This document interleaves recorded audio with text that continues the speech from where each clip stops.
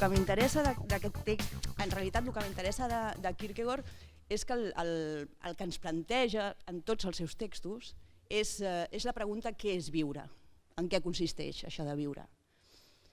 I la resposta que dona en diverses ocasions, i en aquest text també, és que viure és d'alguna manera guanyar-li la partida al temps. I això què vol dir? La crítica que està fent Kierkegaard constantment és la crítica al mode de vida de la seva època, que no és tan distant del nostre. El que ell planteja és que els homes de la seva contemporaneïtat viuen en una relació immediata amb la temporalitat. És a dir, entenen que la vida és néixer, créixer, envellir i morir. I per Kierkegaard això és la vida d'una planta. Les plantes fan el mateix. Néixer, créixer, envellir i morir. I la seva batalla és contra aquest ús, diguéssim, de categories còmodes, categories burgeses per direccionar la pròpia vida. I de manera que el que succeeix és com una mena d'anivellament, d'homogenització de formes de vida, cosa que, per exemple, Foucault podria dir en la contemporaneïtat. I a més, diu, no només tots vivim de la mateixa manera amb categories tan còmodes, tan burgeses, tan poc interessants, sinó que a més això dona compte d'una cultura estètica decadent. I aquesta cultura estètica decadent té a veure amb el valor que se li dona a la joventut. La joventut és com el moment de plenitud d'una vida i entendre que la resta de la vida a partir de la joventut és un procés de demolició, com diria Fitzgerald, és un procés de declivi. De manera que a mesura que envellim és com intentem recuperar alguna cosa d'aquell moment de la joventut que està condemnat a desaparèixer. I d'aquí les clíniques avui dia anti-aging i tot el que fem per intentar que no se'ns escapi de les mans la joventut. I en el text el que planteja Kierkegaard és què passa quan ens fem grans, què passa quan envellim, i diu, posant l'exemple de la Johanne Louise, la dona del Heiberg, l'actriu, diu, ella ha aconseguit alguna cosa amb el temps, ha aconseguit tenir una relació dialèctica amb el temps. I a través d'aquesta relació dialèctica amb el temps ha aconseguit una metamorfosi, ha aconseguit transformar alguna cosa. I aquest és el tema de la crisi i una crisi en la vida d'una actriu. Aleshores, dit això, jo el que faré és desenvolupar 4 qüestions a partir d'aquest text. En primer lloc, explicar quin és el plantejament que fa Kierkegaard en aquest text, explicar quina és la diferència que veu Kierkegaard entre una actriu jove, que només és jove, i una actriu que ha assolit com a tasca una metamorfosi. En segon lloc, parlar de la qüestió de la crisi, perquè no és banal que es digui la crisi i una crisi. La crisi té alguna cosa a veure a l'hora de fer alguna cosa amb aquesta immediatesa de la joventut. En tercer lloc, parlar de la qüestió de la diferència sexual i del gènere, perquè ja en Kierkegaard, i és propi de l'època, això està molt relacionat amb la qüestió de que sigui una actriu, és a dir, sembla que les dones tenen l'obligació, a diferència dels homes, de mantenir aquesta joventut, i crec que això, actualitzant-ho, té sentit. Per exemple, em sembla que soc l'única dona en aquest festival de filosofia i potser és una qüestió que ens hem de plantejar. Què passa amb una dona quan és jove i quan no ho és i quan es dedica a la filosofia. I per tant el quart punt és la idea de la filosofia que està en crisi també. Intentaré, és a dir, desgranar una mica el que és el títol de la conferència, la crisi i una crisi en la vida d'una filòsofa, en la vida d'una dona i en la vida d'algú que a més es dedica a la filosofia, sent dona. Però no és perquè sigui jo, vull dir, crec que és un tema que ens toca a totes i a tots, en realitat, també als homes. Bé, Aleshores, començo amb la primera qüestió, que és una mica això, que és el que planteja Kierkegaard en aquest text, que és el text sobre la vida d'una actriu que s'ha fet gran. Què li passa a una actriu quan envelleix? Pot seguir fent papers de jove? El que ens explica en aquest text, d'alguna manera, és quin és el valor de la joventut. Una actriu jove, què és el que té per tenir èxit, perquè el públic l'adori, etc. Va una mica com explicant, no ho faré tot, no ho refaré tot, però una mica la idea fonamental és que una actriu jove que impacta en el show business és algú que està posseït per una força vital. Aquesta idea de la força vital que fa que sigui capaç de donar-se en espectacle, que té una mena de jovialitat, d'inspiració, una força que connecta amb el públic i que esdevé utilitzable, esdevé coqueteria, diu ell, en el moment en què l'actriu jove és conscient de posseir aquest talent, de posseir aquesta força. És a dir, que juga d'alguna manera amb una força que té i amb la consciència de tenir aquesta força. I quan tens la consciència és quan pots seduir d'alguna manera. Diguéssim que el fonamental és aquesta immediatesa que té la noia jove, que té l'actriu, però podem imaginar qualsevol noia jove que tingui com aquesta potència de connexió, que és una potència de seducció. L'altre tret, diguéssim, que caracteritzaria una jove actriu d'èxit seria la capacitat d'acordar, de tenir la sensibilitat d'acordar la passió amb la idea, diu ell. En quin sentit? Una mica en el sentit que és capaç de, quan ella interpreta un text, no només interpretar el text, sinó, a més d'entendre'l, fer-lo ressonar de manera que arriba al públic aquest ressò del que el text diu. Si ens imaginem un professor de facultat, de filosofia, els professors que ens han impactat no són només aquells que saben molt del que parlen, sinó aquells que t'ho fan ressonar, que surts d'allà i dius, ostres, m'ha passat alguna cosa en aquesta classe. Doncs això és un tret de joventut per Kierkegaard. És un tret admirable, però un tret de joventut. Altres trets característics són la capacitat de deixar l'angoixa fora. No és que no hi hagi angoixa en el moment d'actuar, hi ha, però està out de l'escenari, està fora, i per tant la sensació que rep el públic és un efecte tranquil·litzant, perquè és algú que no es posa nerviós, que sap deixar fora la seva por, diguéssim. I després, a més, hi ha les tècniques vàries, les tècniques que pot tenir l'actriu, de la veu, de la interpretació, com un professor pot tenir els seus truquets per fer que la classe sigui més o menys amena. Tot això, diguéssim, aquests trets, el que donen lloc és a un tipus de seducció, i parla en termes de seducció, del públic, en funció d'una força afirmativa. Hi ha un efecte d'afirmació. Si heu llegit Kierkegaard és una mica com el Don Juan. El Don Juan és el seductor que, a diferència de Faust o d'altres seductors, o el Tríton, etc., és algú que sedueix no a través de la paraula, no a través de la reflexió, sinó simplement per l'afirmació d'una força. Les dones cauen davant de Don Juan perquè és la força mateixa de la seducció el que està immediatament traspuant. Doncs això seria una mica el que té la joventut. Ho podem pensar en una noia jove que tingui això, encara que no sigui actriu, i que ens atrau precisament per això. El que passa, diu Kierkegaard, és que després, amb el pas del temps, quan no es té una relació dialèctica amb el temps, tot això esdevé hàbit.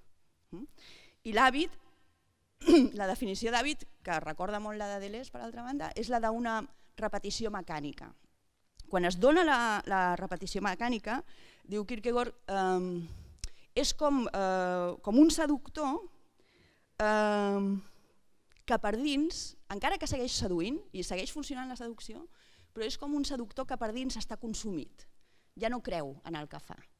I la repetició mecànica, després d'haver fet 50.000 classes iguals, després d'haver fet la Julieta igual, etc., hi ha com un distanciament respecte al que s'està fent que fa que s'estableixi allà la rutina i es digui tot de la mateixa manera i tanmateix ja no es digui el mateix.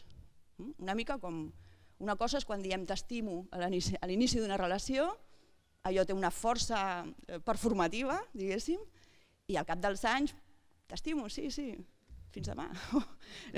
Bueno, hòstia, però m'estima, ja no recordo què era això, no? Doncs la repetició d'això va com buidant de contingut allò que s'havia donat en un principi que ho feia tan potent. De fet, us llegeixo una frase molt bàsica de Kierkegaard que diu: de tots els sofistes, el temps és el més perillós i de tots els sofistes perillosos, la rutina és la més astuta. És això que ens va buidant. I el que li passa a l'actriu és que a mesura que la rutina s'instal·la, el públic no és que es desencanti, perquè clar que se l'estimava, clar que ho feia bé, clar que és una gran actriu, però és que n'ha aparegut una altra de més jove, que potser és més interessant, que potser aporta altres coses, i el públic ràpidament se'n va, és una mica Eva al desnudo, això, si heu vist la pel·lícula de Mankiewicz, el públic se'n va directament cap a la jove, perquè la jove encara té això afirmat d'una manera com més innocent, mentre que l'actriu ja ha instal·lat una distància respecte a aquesta força. Aleshores, el que ens diu, per cert vaig anar l'altre dia al teatre a veure Les persones del verbo de Jaime Gil de Viedma i ell també parla d'aquest procés d'envelliment, què passa quan has sigut un seductor tota la vida, diguéssim, i arriba un moment en què ja no pots somriure amb la seguretat de que agradaràs. Què passa en aquest moment? Què s'ha instal·lat aquí? Doncs una mica és el mateix.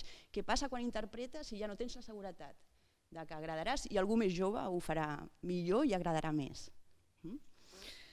I aleshores el que ens explica Kierkegaard, defensant el cas de la Johanne Luise, que està fent aquest paper de Julieta, és que aquí tenim el cas d'una actriu que és conscient d'això, és conscient d'aquest procés de decliu que és la vida, però que a diferència de la jove estableix una relació dialèctica amb el temps, diu. És a dir, que eleva a la segona potència allò que estava al principi, que ha d'estar, és a dir, la força vital ha d'estar, però ho posa al servei de la idea. És a dir, que ja no li preocupa com a actriu, en aquest cas, una aspiració exterior, ja no és l'ego, diguéssim, el que se sent recompensat pel reconeixement del públic, sinó que la transformació passa per entendre que quan s'interpreta el text, un està al servei del text. No és que el text està al teu servei per lucir-te, sinó que ets tu qui et poses al servei de la idea. I aleshores entres com en un procés d'interiorització que fa que evitis tota melanconia amb el que has sigut, amb la joventut que ja s'ha perdut. Tampoc no esdevinguis patètic perquè estàs intentant ser alguna que no ets, sinó que, al contrari, arribis com a un moment de plenitud, d'acord amb tu mateix, justament perquè ja no ets tu mateix el que importa. I en aquest moment parla d'això, de la metamorfosi estètica i de la metamorfosi ètica. Aquí fa una petita distinció que passaria per la continuïtat i la discontinuïtat amb el temps, però diguéssim que la metamorfosi estètica seria una intensificació d'aquest primer moment d'immediatesa passat per la idea o al servei de la idea, i la metamorfosi ètica consistiria en una intensificació però que passaria per entendre, diu Kierkegaard, i per això m'interessa també aquí el títol de la conferència, en el cas de l'actriu passaria per afrontar, plantejar-se els problemes essencials de la feminitat. Dius, hòstia, els problemes essencials de la feminitat. Això és el que fa que una actriu esdevingui madura i connecti de nou amb el públic a través d'una altra idea. Això, quan llegim els textos ètics en Kierkegaard, normalment la categoria que fa servir és la de tria de tu mateix. És a dir, el moment ètic de la vida, que coincidiria amb aquest moment de metamorfosi en la que ja no ets només immediat, diguéssim, passa com per triar-te a tu mateix. No trio el reconeixement, no trio el públic, no trio aquest home o aquest altre, no trio aquesta dona o aquest altre, no trio el que sigui, sinó que trio, Deleuze dirà, trio la tria. Triar-se a si mateix és triar la tria que et permetrà seguir triant. I d'aquesta manera, diguéssim, no et fas, és com un gest molt kantià en realitat, no et fas depenent de l'objecte, sinó que t'infinititzes a tu mateix. En triar-te a tu mateix, una actriu que deixa d'estar pendent de si agrada o no agrada al públic, perquè entén que el seu problema és la seva pròpia familiaritat, en aquest cas, i el text, i posar-se al servei del text, s'ha triat a si mateixa perquè s'ha desconnectat respecte a l'objecte que li retornava un reconeixement o no.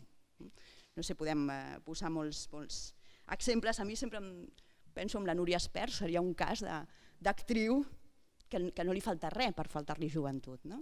Però bueno, n'hi ha altres que sí. I una mica la idea que està aquí és aquesta capacitat, diguéssim, tant en el cas d'una metamorfosi estètica com ètica, el que han guanyat aquestes actrius és que el temps ja no té poder sobre elles. Han fet una metamorfosi, han fet un gest que les porta en un altre lloc i que ja no les sotmet a la temporalitat. I diu, i són una excepció. Normalment el que passa no és això. Aleshores, això és el plantejament del text, de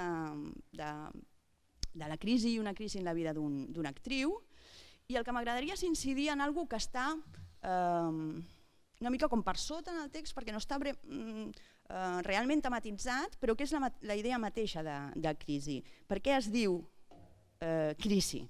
Què vol dir això de crisi? I s'extreu del text, i podem anar més enllà, no només quedar-nos en aquest text de Kierkegaard, que la crisi en realitat és l'oportunitat que té l'actriu o que tenim tots per guanyar-li la partida del temps, que és en el que consisteix la vida. És a dir, que la crisi arriba en el moment en què una forma de vida se'ns esgota. I en el moment d'aquest esgotament és quan pot aparèixer o no una nova forma de vida.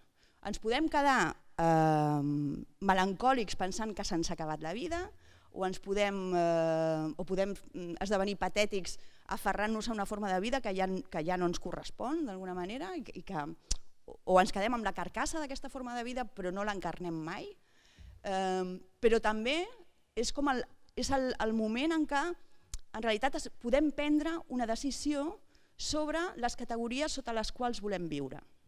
Això seria una mica... Si anem a l'etimologia de fet del terme crisi, està emparentat, un diccionari etimològic, està emparentat amb crinein, que crinein vol dir decisió, justament, i de fet el tractat d'Hipòcrates, el terme crisi, assenyala el moment en què una malaltia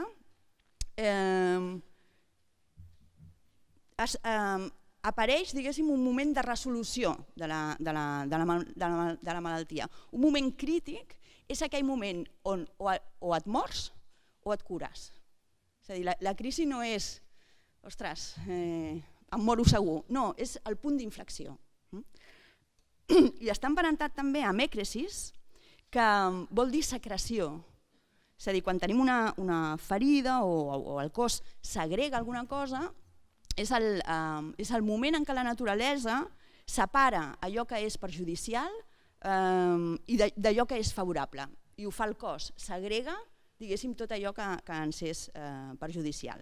Per tant, crisi té a veure, té relació, si no vol dir perquè seria com molt significatiu, però té a veure amb separar, triar, decidir sota quines categories volem viure, perquè les que teníem fins ara han esdevingut obsoletes. De fet, el pseudònim que fa servir Kierkegaard en aquest text és inter et inter, que vol dir entre i entre, i ve d'una frase en llatí que diu alguna cosa així com cal distingir entre i entre. Inter et inter és és el pseudònim que escriu la crisi en la vida d'una actriu, perquè en aquest moment de crisi és el moment en què hem de començar a distingir entre categories. Si no, és com que vivim sempre dintre del mateix esquema sense qüestionar-lo. Moments, diguéssim, de crisi. Moments de crisi, quan dic que en un moment de crisi en realitat és un moment de separació, de decisió, de tria, etc. No vull dir que sigui una tria entre possibles. Els possibles sempre pertanyen a la forma de vida que estem abandonant, sinó que Derrida diria que és una decisió impossible. En realitat el que fem aquí és una mena de salt.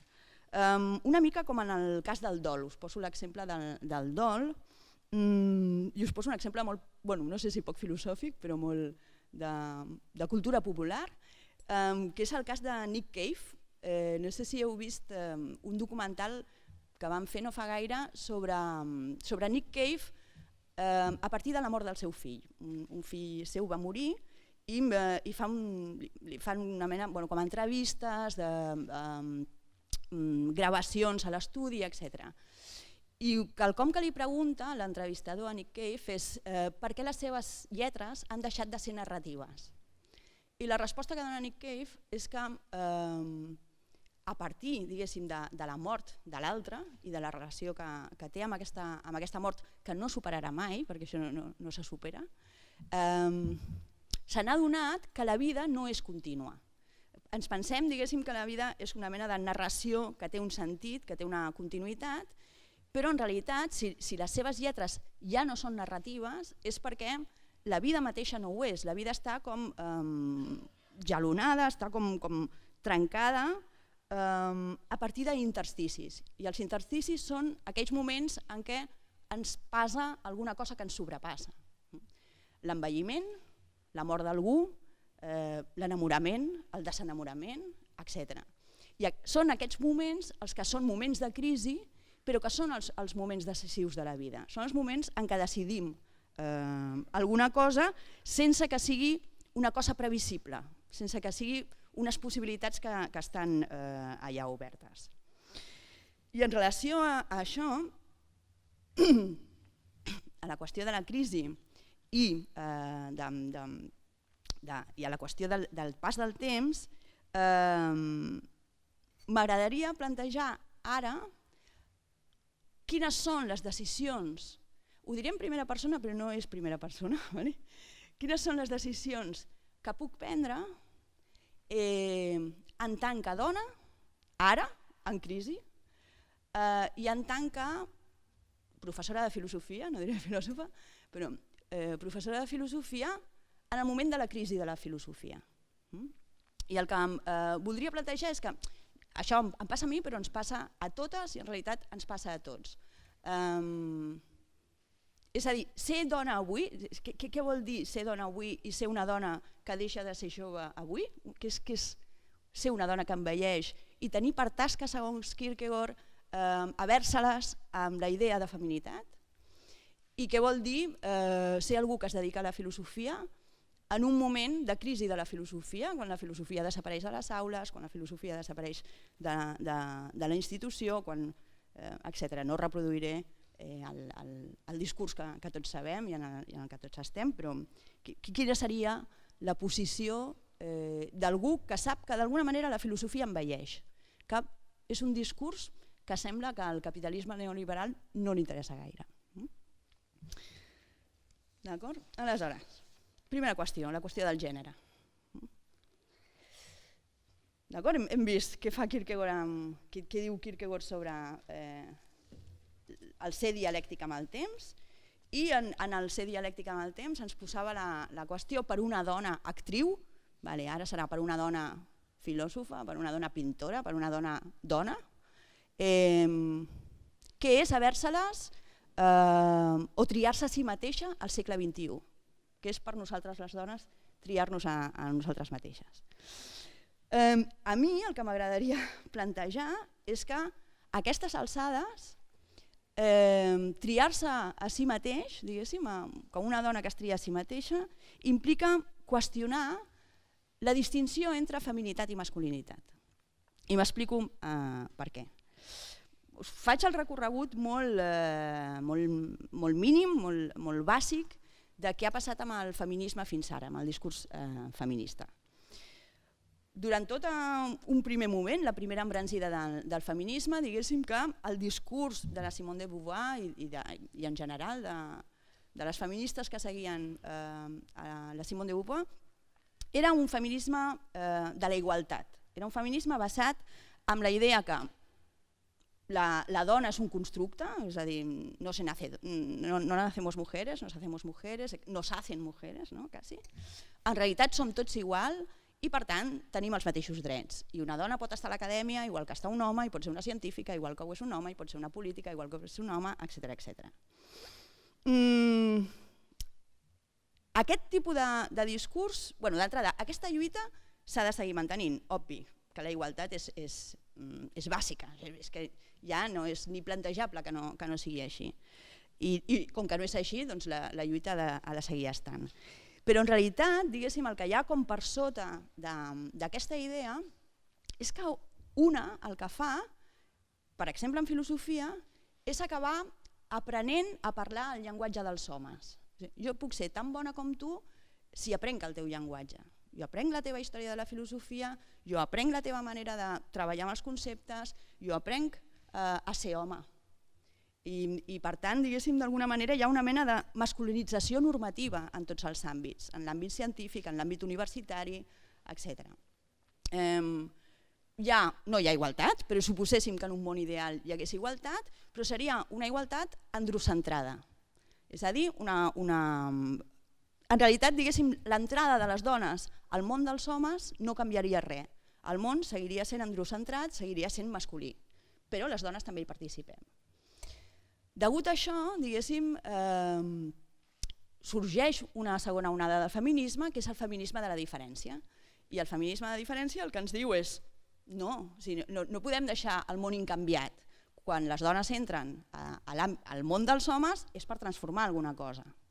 Però des d'on ho fem? Des d'on transformem aquest món? Clar, quan dius això, pressuposes que hi ha alguna cosa així com una essencialitat de lo femení, que hi ha una essència de dona, que per alguna raó encarnen les dones, no sabem per quina, que no és ja la immediatesa aquesta jovial i juvenil que posava Kierkegaard, no és l'immediat absolut, però que en diferents discursos pot estar relacionat amb lo biològic, amb el cos sexuat, la maternitat, per exemple, i tot el que es deriva de la maternitat, la cura de l'altre, etc. Seria una via per afirmar una diferència sexual que, si s'afirmés en el món acadèmic, científic, etc., donaria lloc a un altre discurs no androcentrat, per aquí van Cabarero i altres feministes de la diferència, o bé per la via del construccionisme històric, és a dir, és cert que no hi ha una essència femenina biològica, no és perquè tenim determinats genitals que ens diferenciem dels altres que tenen altres genitals, sinó perquè hi ha una construcció històrica i una història de dominació. I en la mesura en què compartim una història de dominació, podem afirmar aquest punt de vista femení, igual que hi ha un punt de vista proletari, o igual que hi ha un punt de vista negre, o igual que hi ha un punt de vista decolonial, etc. Podem afirmar aquesta diferència que ha estat construïda per la masculinitat, però que se li pot donar la volta i integrar-la dintre del discurs acadèmic, científic, artístic, polític, etc. L'exemple seria, si fem filosofia, fer filosofies de dones, dedicar-nos a la filosofia que han fet les dones, intentar extreure aquesta veu com si fos una veu altra que suposa el discurs androcentrat de la història de filosofia que aprenem a l'acadèmia. I això implicaria una transformació de l'acadèmia. Això seria com el segon moment.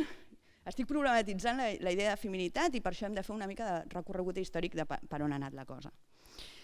A mi em sembla més interessant, cadascú té les seves opcions, però com a dona en crisi em sembla més interessant la posició següent, que és la posició de la teoria queer, que és Judy Butler, sobretot.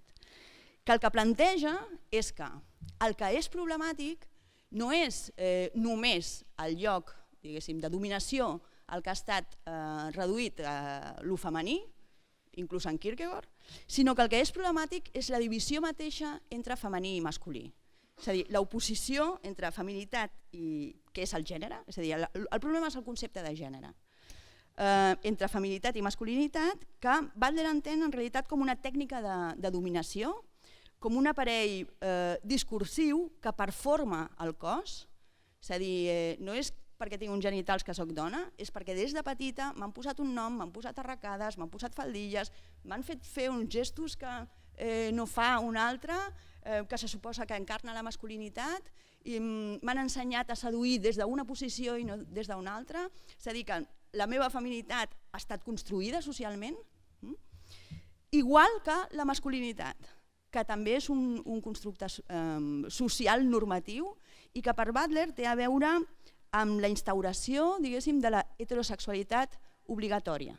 És a dir, el que s'imposa d'alguna manera és la heterosexualitat a través d'aquesta divisió de gènere entre femení i masculí, de manera que s'acaben normativitzant les formes de vida, les formes d'existència, d'una manera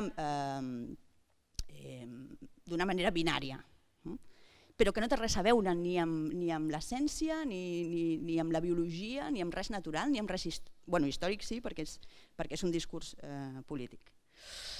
Jo entenc que triar-se una mateixa al segle XXI passaria per desfer-se d'aquestes identitats normatives i triar-se un mateix també. El que passa que hi ha una diferència. Us poso un exemple, un text de l'Hélène Cixous, que és una escriptora, poeta, una de les que va ajudar a crear la Universitat de París 8, juntament amb Deleuze i demés, és companya de Derrida. Hi ha un text molt maco, que és el de Cuentos de la diferencia sexual, que diu això, es planteja què és ser dona al segle XXI y diu, pero sé por experiencia, solo sé después de la experiencia, es decir, después de error, que con frecuencia una mujer no es una mujer, ni un hombre, que con frecuencia una mujer, un hombre, es un conjunto de X elementos. Conozco a una mujer que a la segunda ojeada es un conjunto de 5 niños y una niña. En cuanto a las ojeadas siguientes, no sé cuál es mi conjunto. ¿Quién son yo? ¿Pretendo que mi son yo es mayoritariamente mujer? Experimento un sentimiento inquietante cuando hablo de esos conjuntos. Me parece que en la escena político-social de hoy día son sobre todo las mujeres, más que los hombres, las que son conjuntos ocupados, poblados, naturalizados, injertados por una cierta cantidad de partes del otro, y que gran parte de los hombres están ocupados por elementos mayoritariamente masculinos. És a dir, em sembla interessant perquè fa un doble gest. D'una banda ens està dient, ser dona no és una essencialitat. Yo puedo ser 5 niños y una niña, un perro, puedo ser muchos conjuntos dintre d'una dona. I dintre d'un home també. Però en l'escena político-social actual, l'home està més carregat de masculinitat que la dona probablement de feminitat. És a dir, està més normativitzat en realitat. I per tant, l'afirmació de si hi ha diferència sexual que no té res a veure amb una essencialitat és perquè, com que la dona ha fet aquesta història de qüestionament de si mateixa, que és el que Kierkegaard ens deia que havia de fer algú que madurés, està més oberta a l'alteritat, està com més oberta, no totes, òbvi, ni tots tampoc, però està com més oberta a l'alteritat que l'home que es veu obligat a reproduir el model heterosexual i masculí. En aquest sentit, jo diria que això allibera les dones del segle XXI de reproduir aquesta idea de la joveneta, que és de la que parlava Kierkegaard, que no deixa de ser una construcció masculina. És a dir, aquesta idea de la jove seductora, etc., això és una construcció històrica i androcentrada, que és a la qual hem estat d'alguna manera sempre lligades. I que la crisi ens ha d'ajudar justament a desplaçar aquesta separació entre el masculí i el femení, obrir d'alguna manera aquesta distinció. Probablement té raó l'Alain Sixou, ara aniré a la segona qüestió, en el sentit que en el moment actual són probablement les dones les que tinguin oberta aquesta possibilitat més que els homes, però s'hauria de veure, però a mi em quadra en el sentit de per què moltes dones grans trien estar soles. Al cap dels anys, diguéssim, no necessiten un home, i per què tants homes grans segueixen estant amb jovenetes? Aquí passa alguna cosa, hi ha una afirmació de la masculinitat també en la mateixa elecció de l'objecte amb el que tries seguir. I per aquí, diguéssim, em sembla que hi ha alguna cosa de la tasca a la qual ens interpel·lava Kierkegaard que té a veure amb la qüestió de la diferència sexual. I passo ja finalment per tancar al quart punt, que és la qüestió de la crisi i una crisi en la vida d'una dona dedicada a la filosofia. Aviam, quan es parla de la crisi de la filosofia, s'ha d'anar en compte amb això, però s'ha d'entendre que la filosofia durant molt temps no ha estat en crisi perquè ha estat sotmesa a les polítiques d'estat. És a dir, la idea que la filosofia ha d'estar a la institució i que la gent ha d'estudiar filosofia, etc., és una idea moderna que Nietzsche ja criticava i que té molt a veure, diguéssim, amb Hegel, amb la historització de la filosofia i amb la filosofia que es posa al servei de l'Estat. Havia d'estar a les institucions perquè les institucions és la manera com l'Estat forma els seus ciutadans. D'aquí que siguin moltes vegades els partits de dretes els que han estat a favor de la filosofia a les escoles, perquè una certa ideologia es podia transmetre des d'allà.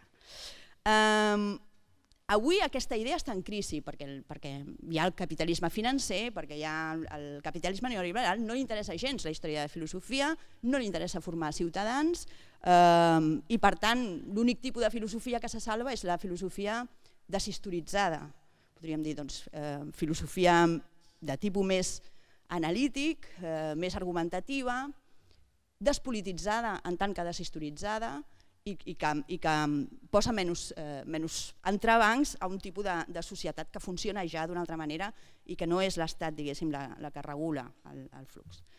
Aleshores, dit això no vol dir, igual que amb el feminisme de la igualtat, això no vol dir que s'hagi de cessar, en aquest moment de crisi, que s'hagi de cessar en la lluita per l'ensenyament de la filosofia. Amb una mà lluitem per la igualtat de les dones i els homes i lluitem per la pervivència de la filosofia a les institucions.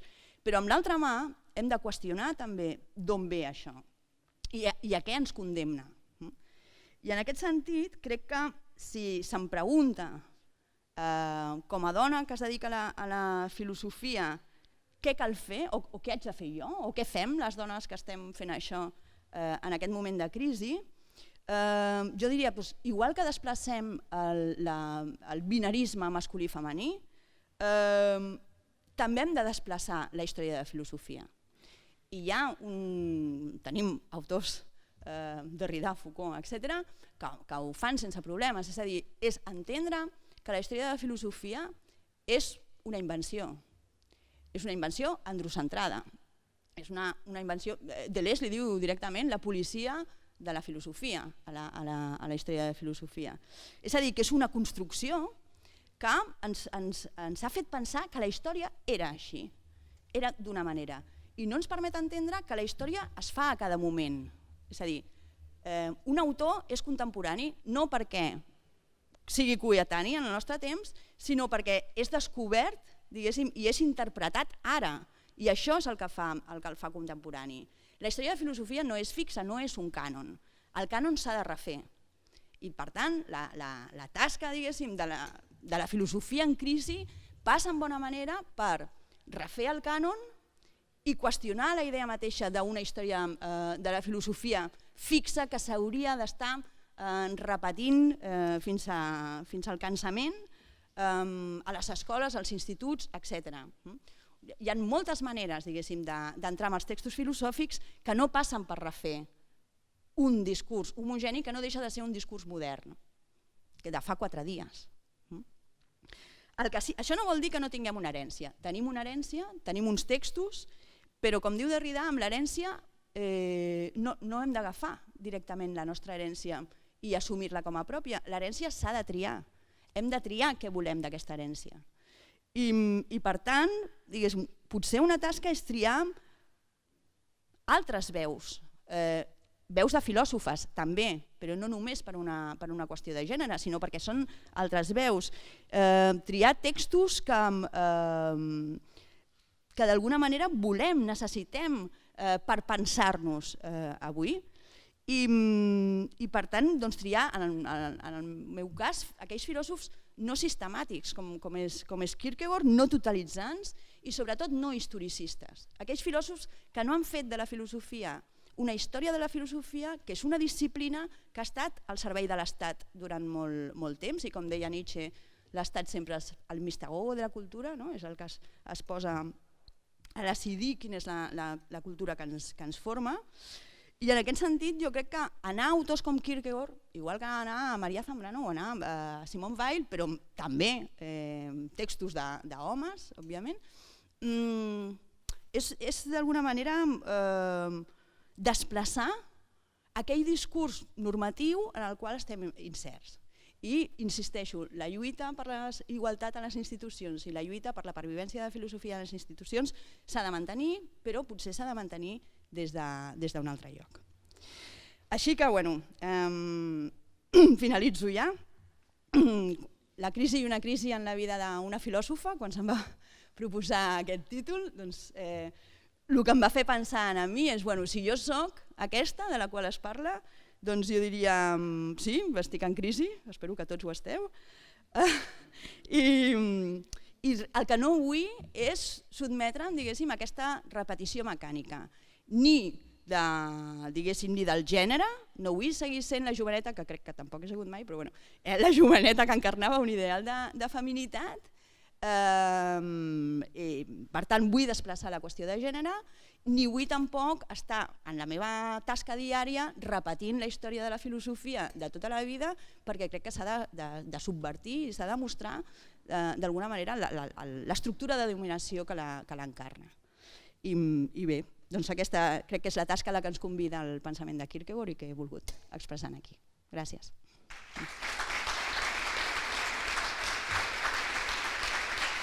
Thank you.